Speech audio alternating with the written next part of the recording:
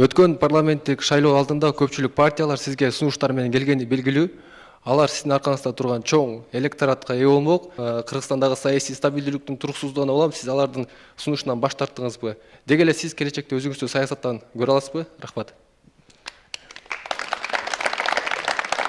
Мен күтүп аткан суроо бирөө гана өтпөй калды. Калган менин сунуш кылган партиялардын баардыгы өтүп келишти десем туура болот.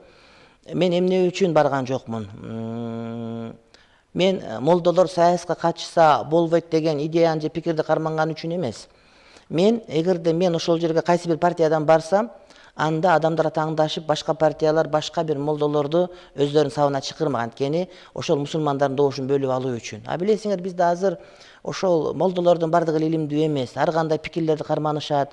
Кээ бирлер манасы жек көргөндөр бар, кээ бирлер ошо кыргыздын салт санасын айтсаң эле секирип кетчүлөрү бар, кээ бирлер мындай туура эмес агымдарда жүргөндөр бар дагы. Ошолордун дагы парламентке келип калуусунан корктум мен. Анткени сөзсүз түрдө Чубак ажы бул партияга кошулат десе, башка партия башка молдокелерге барып куда тыштап атканын мен уктум, көрдүм, билдим. Анткени Кыргызстан кичинекейбиз. Андан эле мечиттен чыгып келип эле мамлекет деген эмне экенин билбестен, мамлекет экономиканы билбестен, сырткы саясатты түшүнбөгөн адамдар келип аралашып калса, анда ошого мен күнөөкөр болуп калбайын дедим. Туура эгерде менин колуман келе турган болсо, мен азыркы кээ бир иштеп аткандарды, кээ бир депутаттарды мен депутат кылгым келбейт эле. Анткени алардан башка татыктуулар бар деп ойлойт элем менчи кадимкидей. Бирок менин колуман келген ушул болду. Мен ошентип чала сабаттарды парламентке киргизген эшик ачып койбойюн деп Кудай астындагы жоопкерчилигимден корктум. Экинчиден, парламентке барганда эмне мени күтүп турат деген мага түшүнүк болду да.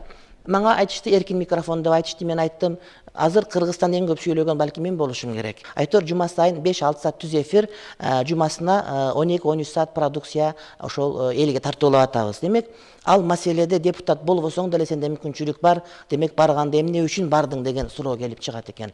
Анан ошол себептен мен баш тарттым. Үчүнчүдөн, адамдар көпчүлүгү мага тыйын сунушташты. $50.000 баштап $400.000 чейин барышты. Ошондуктан мага бүгүн тыйын берип сунуштап аткан, эртең сөзсүз түрдө мени менен чогуу иштегенден баш тартат, идеябыз бир болбой калышы мүмкүн деген таризде мен ошол баргым келген жок. Бирок бул деген сөз молдолор келсе болбойт, диний билим алгандар келсе болбойт дегенди чагылдырбайт. Анткени бир физик президент болсо болот экен, мисалы үчүн, же болбосо бир механик физик президент болсо болот. Эмне үчүн Абдышкур ажы же Максат ажы президент болсо болбойт? Булардын окуусу канткен адам бактылуу болот деген окууну окуган болсо.